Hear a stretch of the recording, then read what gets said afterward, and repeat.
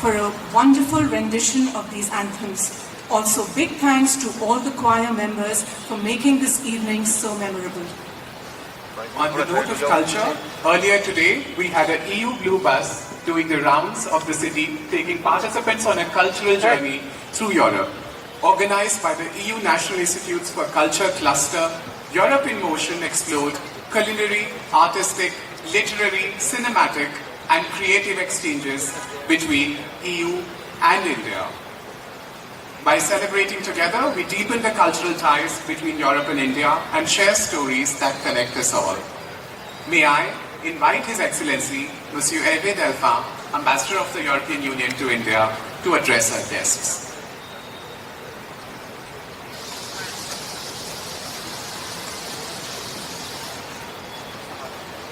The Honorable Chief Guest, His Excellency Shri Dr. Schuman Jaishankar, Minister of External Affairs. Dear Shri Bhuta Tiraju Srinivasa Varma, Minister of State in the Ministries of Heavy Industries and Steel. Dear Excellency Panmaya Lal, Secretary West. Dear Ambassadors and High Commissioners, Extraordinary and Plenipotentiaries, and members of the Diplomatic Corps accredited to India.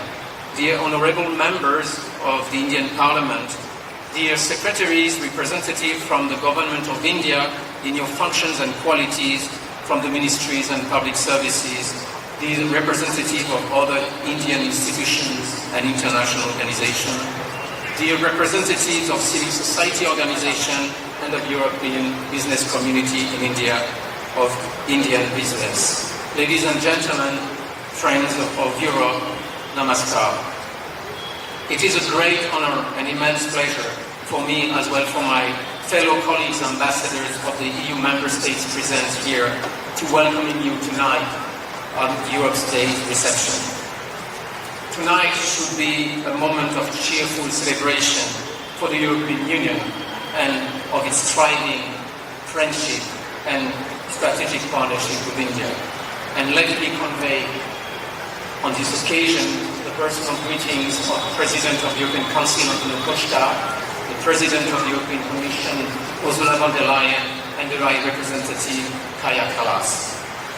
Yet, the dramatic events that took place on the 22nd of April in the beautiful valley of Pahalgam oblige us all to remember what happened. A senseless and horrendous terrorist attack that took the lives of innocent victims. The EU stands with India in this ordeal. It condemns unequivocally this heinous and barbaric act. Terrorism can never be justified. Those responsible for the terrorist attack must be brought to justice. Every state has the duty and the right lawfully to protect its citizens from such acts of terror. And to honor the memory of the fallen, may I kindly invite everyone to join us for a minute of silence.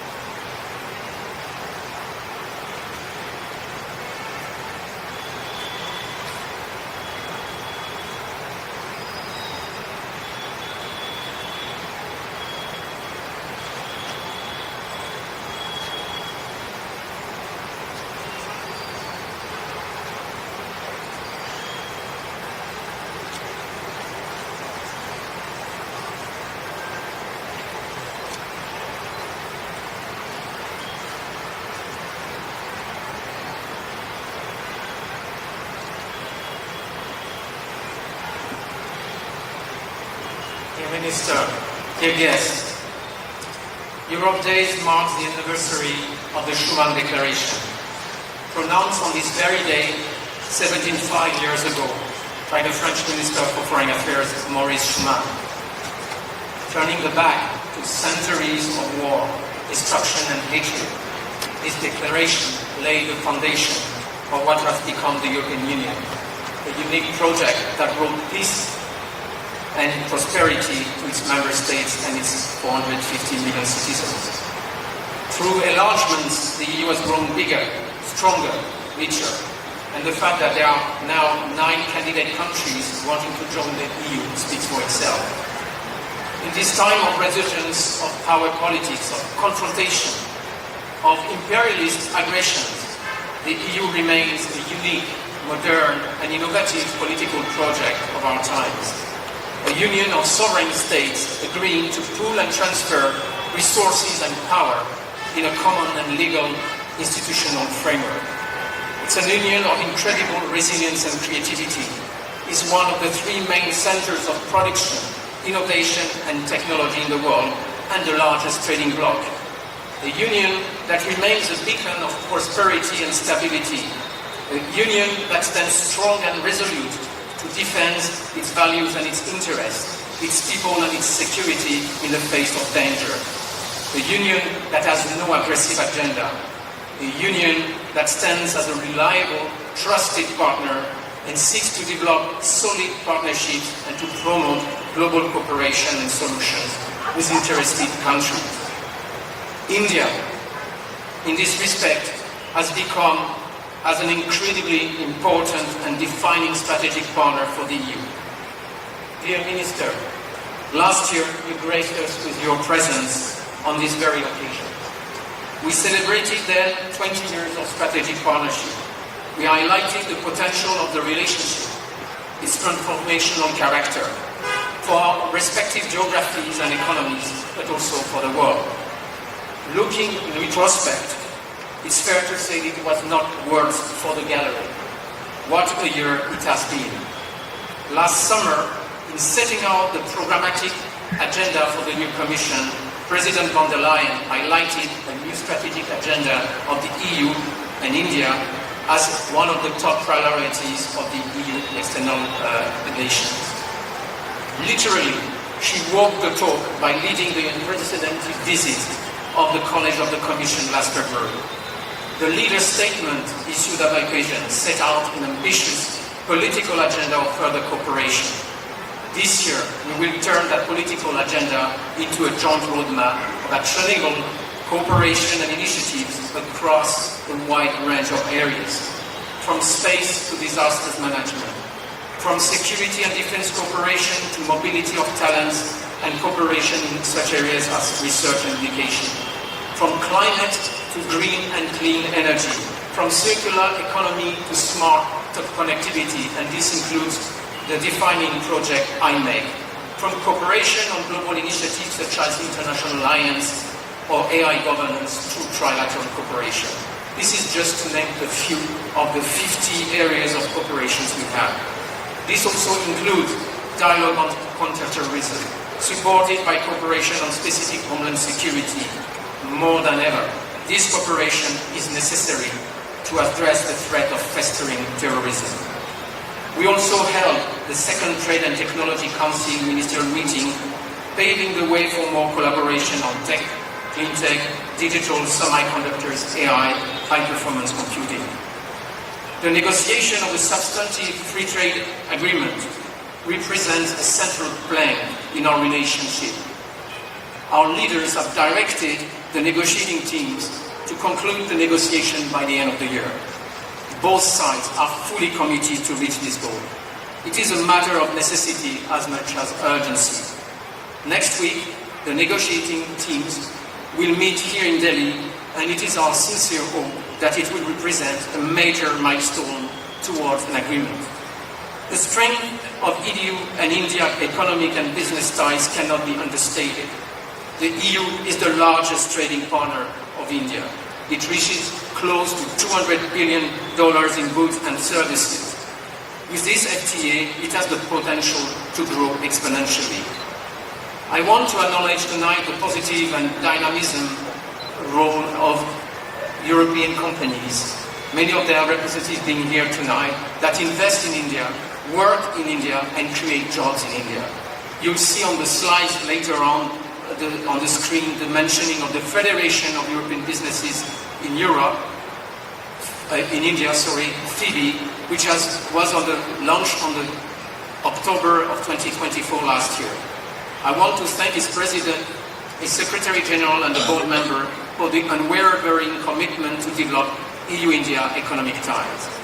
All this represents truly a comprehensive partnership. Dear Minister, on the occasion of the Commission's college visit, you described our relationship as unique and special. President von der Leyen, in her keynote address on the occasion of her last visit, referred to it as a consequential partnership. We look forward to the next EU-India summit with confidence. More than ever, EU and India strategic interests intersect.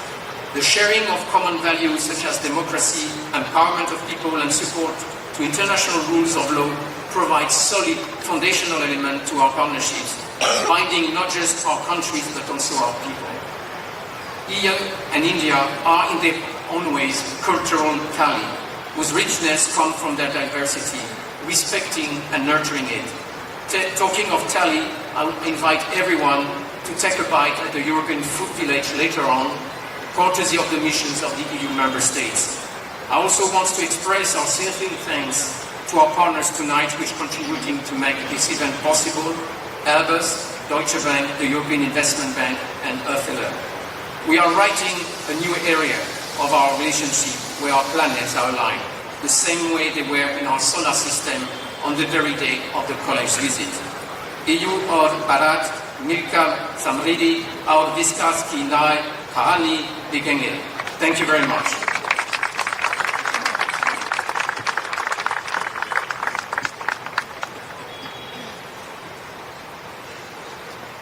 Thank you, His Excellency. And may I now invite Honorable Minister of External Affairs, Dr. S Jaishankar, to address our guests.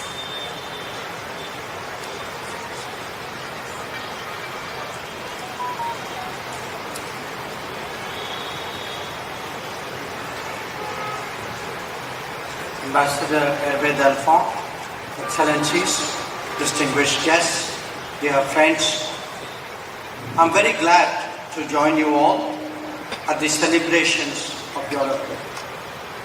This is a special occasion as it marks 75 years of the Schuman Declaration. India's long-standing relationship with European nations is today poised to ascend a higher level. The visit of the EU College of Commissioners, led by President Ursula von der Leyen herself in February 2025, was truly a milestone in our ties. It has connected key policymakers in a comprehensive way, allowing us to forge ahead in our shared quest to deepen our partnership. Friends, our cooperation is acquiring many more dimensions. We are engaged, as you heard from the Ambassador, in complex trade negotiations, but one that we hope and we're confident will produce an outcome this year itself. Our conversations and our interactions span many domains with direct impact on our societies. Whether it is trade, investment, technology, energy, space, or defense. From AI to IMEC, the uptick is clearly visible. This is now a multipolar world, and both of us have an interest in expanding and developing our convergences. At the end of the day, we are democratic polities, we are pluralistic societies, and we are market economies. That in itself are three very powerful binding forces. We are gathered today at a time when India is firmly confronting the challenge of terrorism. We believe that this is a shared threat for which there must be zero tolerance. I thank all those who have expressed solidarity with us and recognized the need for a resolute response.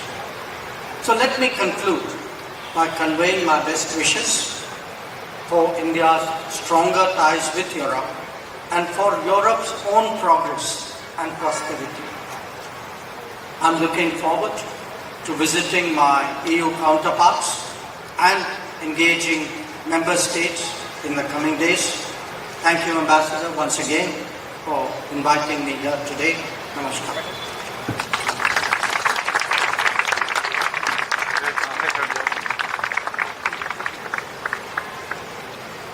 Thank you, Honorable Minister Dr. S Jaishankar.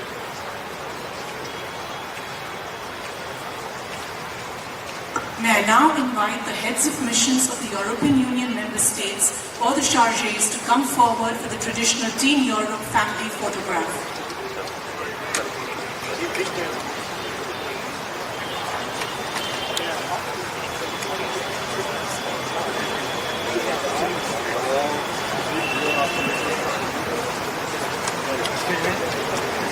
Excuse me.